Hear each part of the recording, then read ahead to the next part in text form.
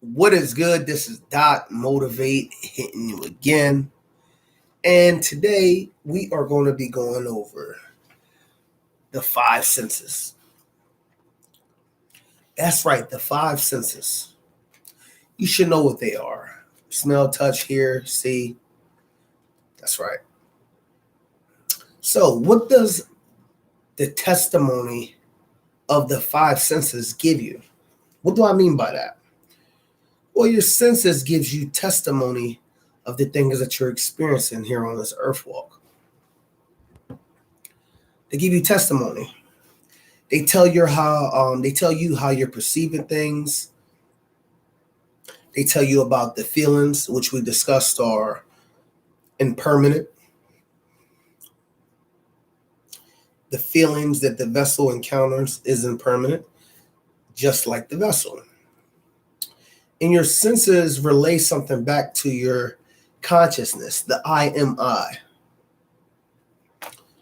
So we're going to open up with saying, if a person's life is enriched factually, truthfully, and by experience, he has become equipped to carry out a useful and constructive career, engaging in helping others groom, helping others bloom, grow, things of this nature. But if his fact-finding abilities or organization is prejudice and is bound to something other than truth, because remember, the truth needs no defense, his life will be the opposite.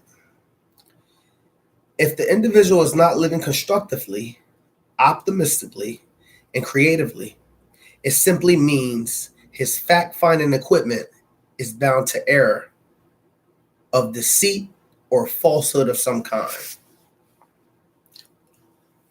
So if a person's life is enriched, their brain, their mind, their fact-finding equipment is yielding them results.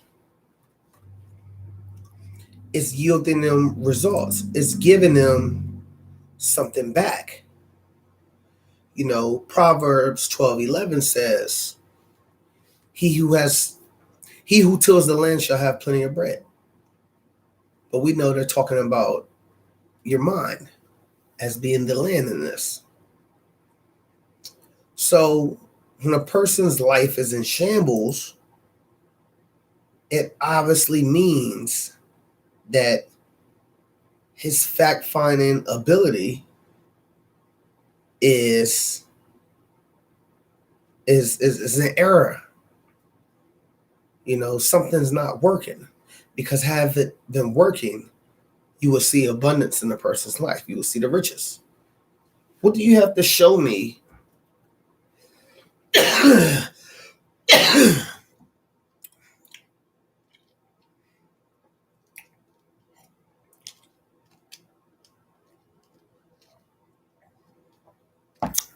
What do you have to show me for these concepts in philosophy that you say is the right way?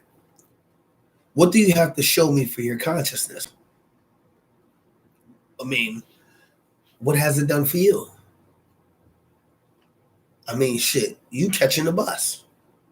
Your life is in shambles. But on the other hand, you have somebody preaching a philosophy, telling you how to get abundance, telling you about the keys to prosperity, the laws of nature, laws of the universe. And you see in the person's life that whatever they're studying is working. As you speak the truth and live the truth, people will have to bear witness to that of what you speak. Yeah, they will have to see it for themselves. But when, like I said, when your life is in shambles or is the opposite, something you're studying is not right. And there's no problem with that, because your five senses relate back to you this. And this is what we're saying. Your manifestation, your house, if you have one, apartment, whatever. What you're seeing, what you're around, your environment relays messages back to the human machine, you, the vessel. The vessel that's listening right now. But not the I am I behind the vessel. You have to intuit for that. The five senses bring reports that give sensations or aggravates the person, him or her. Experience plus interpretation equals consciousness. And we know that we built our consciousness upon the I am. Whatever we associate with the I am, we become. Okay? Consciousness and the purpose of self-consciousness is that it should be the focal point for the distribution and disassimilation of the attained intelligence of the individual.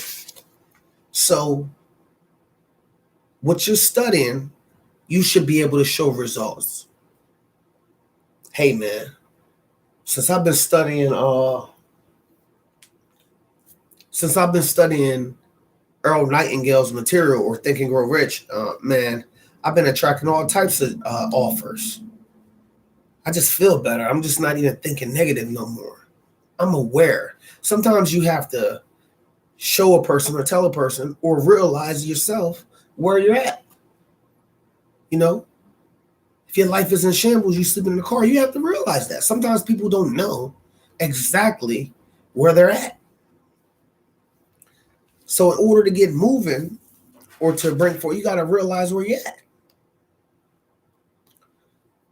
And, you know, the consciousness of knowing how the universe operates, knowing how prosperity operates, how wealth operates, you know, the consciousness of that individual should be the focal point. You should see it. You should see the living movie of what's in the person's mind.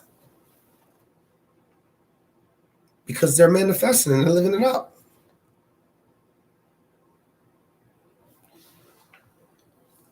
Living out the truth, which you study, consciousness, a place where the facts and truth is recognized and accepted and applied to the pursuit, purpose, most useful for growth. Because you're either growing or decaying. There is no in between. You're either growing or decaying. There's nothing wrong with this focal point as long as it's used for good. So that's the opposite of the pole that I didn't discuss at the beginning of that. This focal point shouldn't be flashy where you're not helping people, where you're not giving people prosperity, where you're not living right. It should be for good use, not for hurting people or the destruction of people. This consciousness that you have, this new information that you have, we shouldn't want to use it. And that's where you hear the saying, the gates of knowledge will never open for those with ulterior motives. Okay? No person can be harmed from a fact. You know, nobody can be harmed from a fact. At the time, the person might not agree with what they're hearing, but at the end of the day, a fact is a new source of strength. And we have to start saying the facts. Drop a comment, hit like, make sure you hit subscribe. I'll be updating with this great information.